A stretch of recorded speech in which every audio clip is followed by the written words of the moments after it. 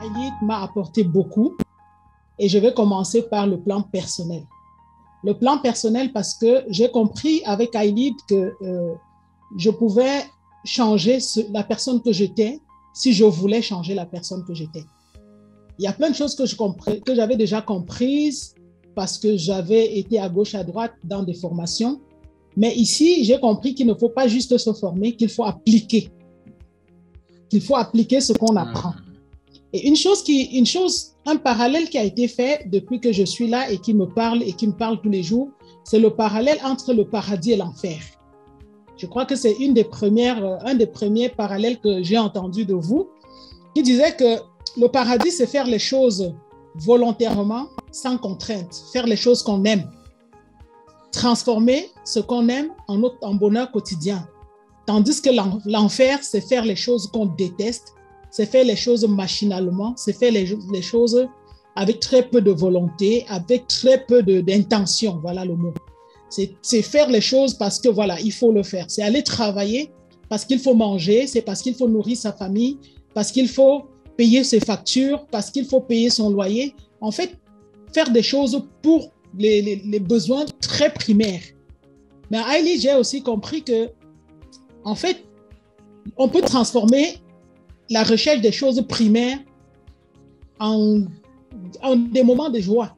C'est-à-dire savoir qu'on doit payer son loyer, savoir qu'on doit manger, savoir qu'on doit se vêtir et tout ça, mais transformer ça en moment de bonheur.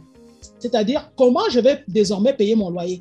En créant une entreprise, en produisant au maximum, en créant la deuxième, la troisième, la quatrième, en produisant au maximum et payer mon loyer sans m'en rendre compte. Un exemple que vous avez pris qui m'a vraiment fait réfléchir, c'est de se dire en fait, on achète des grandes maisons, on vit dans une maison, on investit des gros sous dans des maisons pour n'occuper qu'un petit espace et que cette maison n'est pas rentable. Je peux vous dire que quand vous avez fait le parallèle avec nos vies, quand vous l'avez dit et que j'ai fait le parallèle avec ma propre vie, je me suis dit, mais Anne-Dorette, qu'est-ce que tu as merdé? On te voit avec une belle voiture, on te voit dans une grosse maison, et après quoi? Rien du tout. Donc, du coup, ça a changé ma façon de penser. Et j'ai compris aussi avec Aïlid que tout se joue dans le mindset. Si on ne change pas la personne qu'on est, si on n'est pas en harmonie avec la personne qu'on est, si on n'a pas confiance en soi, si on ne se considère pas comme son premier capital, on ne peut aboutir à rien du tout. Donc, nous sommes notre premier capital et personne n'a le droit de nous imposer certaines choses si nous ne le voulons pas. Personne ne peut, même pas vous, Master Coach Raphaël, vous ne pouvez pas me dire, viens t'installer aux États-Unis, je te donne tout mon ranch et tout. Si je ne veux pas, et si je ne fais pas de ça mien, ça ne m'aidera pas. Et ça, c'est quelque chose que j'ai très bien compris à Aïlid. Je pense qu'Aïlid m'a permis, loin des savoirs empiriques, c'est-à-dire tout ce qu'on prend dans les livres, m'a permis de me recentrer sur l'essentiel.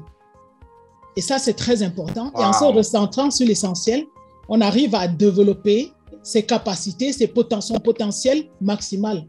Parce que j'étais toujours convaincu que chaque être humain n'utilisait que 5% de son potentiel, moins de 5% de son potentiel.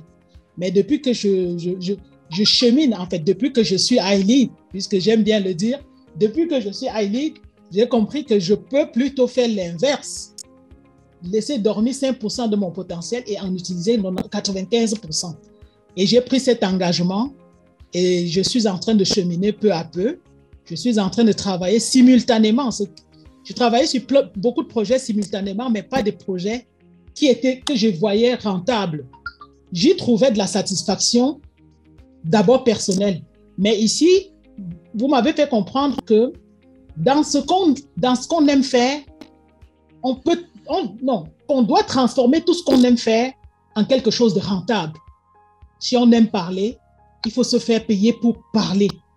Si on aime écrire comme moi j'aime écrire, il faut se faire payer pour écrire.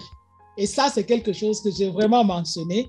Et pour terminer, je voudrais dire que vous avez dit avec beaucoup d'insistance que nous devons être responsables de nous-mêmes, que nous devons être responsables des décisions que nous prenons, que nous devons avoir des habitudes et joindre nos habitudes à nos actions, que nous devons savoir dire non. Alors là, j'ai aimé quand vous avez dit ça. Parce que moi, je ne disais jamais non.